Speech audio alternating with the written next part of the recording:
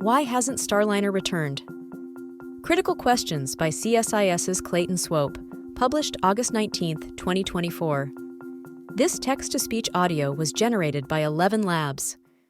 On June 5, 2024, an Atlas V rocket launched Boeing's Starliner on its first crewed mission to the International Space Station, ISS. Though it successfully docked with the station, Starliner exhibited anomalies related to its propulsion systems, raising concerns about whether the spacecraft could safely return astronauts to Earth. At the time of writing, NASA has yet to decide whether to send its two-person crew home on the capsule or another spacecraft. Q1. How did NASA get here? A1. In the 1990s, 5 nations agreed to collaborate on building the ISS, the first component of which was launched in 1998.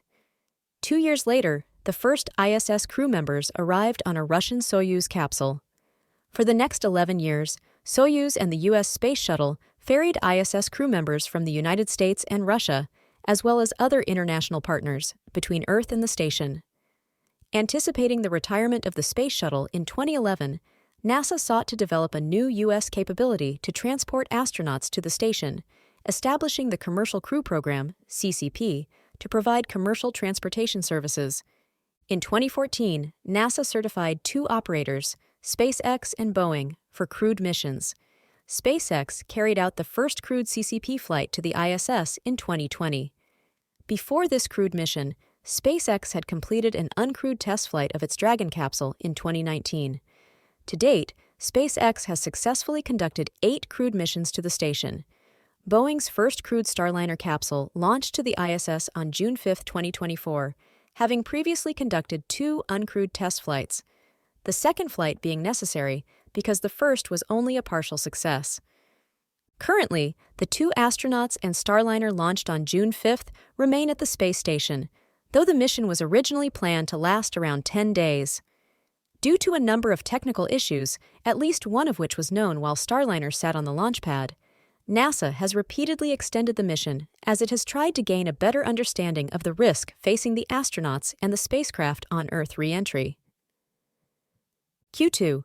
What are the issues affecting Starliner? A2. In late May 2024, while United Launch Alliance, ULA, addressed a malfunctioning valve in the Atlas V rocket intended to carry Starliner into space, Boeing discovered a helium leak in one of the 28 Reaction Control System, RCS, thrusters on Starliner's service module. After additional analysis, NASA, Boeing, and ULA ultimately agreed to proceed with the launch, concluding that the leak did not pose an unacceptable risk to the mission. On June 5th, Starliner successfully launched into orbit. Once in space, engineers detected additional helium leaks in the service module's RCS thruster system, bringing the total number of helium leaks to 5. On top of the helium leaks, Starliner experienced other on-orbit propulsion anomalies, with 5 of the 28 service module's RCS thrusters failing at various times as the spacecraft prepared to dock with the ISS. Eventually, engineers were able to reset and restart 4 of the 5 malfunctioning thrusters. With all but one of the service module's RCS thrusters operational, NASA gave approval for Starliner to dock with the ISS on June 6.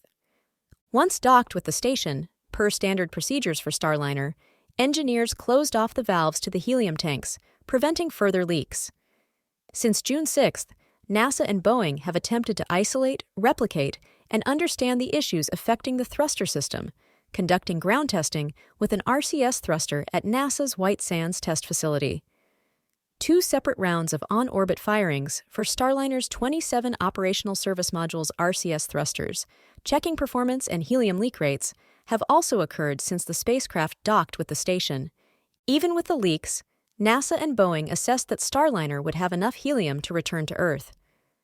Additionally, officials note that the 27 working RCS thrusters on the service module operated within expected parameters during the most recent on-orbit testing on July 27.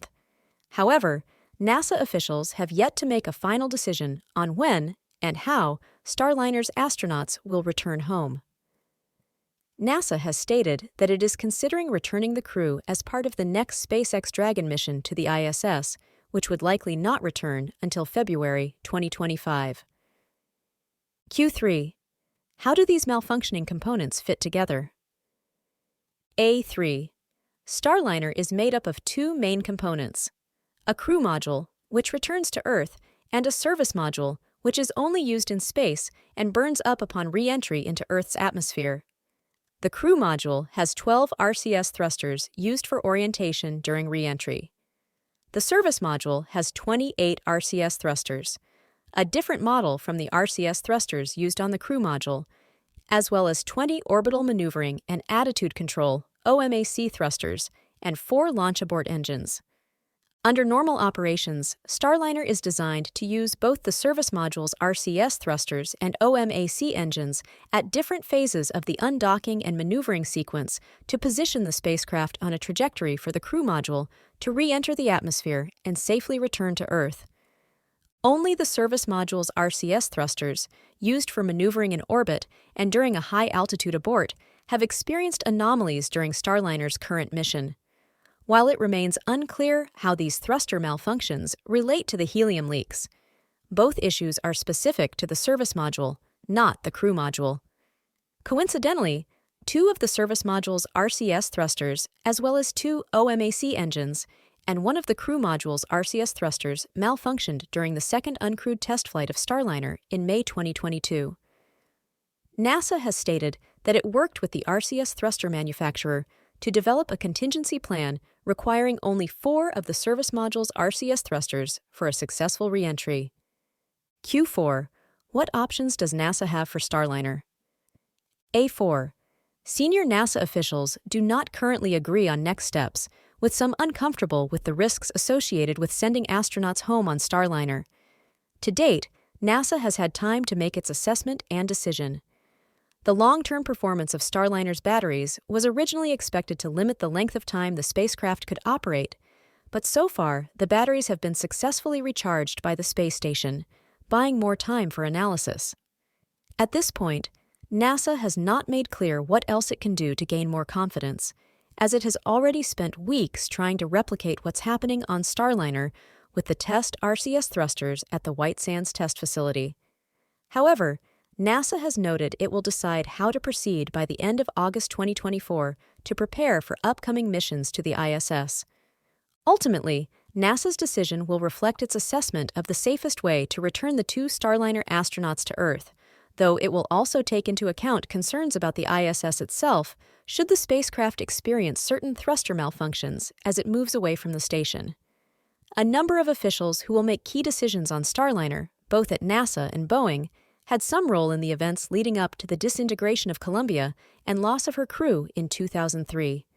As NASA contemplates how to send the 2 Starliner astronauts currently on the ISS, Butch Wilmore and Suni Williams, back home, those events in February 2003 likely cast a heavy shadow on decision-makers. This leaves NASA with a difficult question. Should it send the astronauts home on Starliner, or save 2 seats for them on the return flight of the next Dragon mission, scheduled to launch in September 2024 and return in February 2025? If NASA decides to send Wilmore and Williams back on a SpaceX capsule, it could send Starliner home uncrewed, assuming Boeing is able to upload software to facilitate an autonomous undocking from the space station. This approach would allow NASA and Boeing to validate the results of their testing and assumptions made over the last 2 months, since they have been assessing Starliner's leak and thruster issues. From a system testing standpoint, a successful return of the capsule without a crew gets NASA and Boeing the same data it would get from a successful return with a crew. While inconvenient, an uncrewed Starliner return would minimize risk to human life, using the Dragon capsule, with an established safety record under its belt, to bring Wilmore and Williams safely home. But no option carries zero risk. The backup plan would leave the 2 astronauts for a few days without a way to evacuate the station in an emergency after Starliner undocks and before the next Dragon arrives. In 1965, astronaut Gus Grissom, who lost his life in the Apollo 1 tragedy, said, "The conquest of space is worth the risk of life." Today, however, there is no reason to take that risk. With Columbia, there was no viable backup option to transport the Space Shuttle crew home. The orbiter did not have enough fuel to reach the ISS. The dynamics are entirely different today with Starliner. Though no option is risk-free, There is another way to send the two astronauts home, with the main downside being a possible reputational blemish to Starliner's manufacturer, Boeing. Arguably, for the future successes of Starliner and American crewed spaceflight, as well as for Wilmore, Williams, and their families, that is a price worth paying. For more analysis, visit csis.org.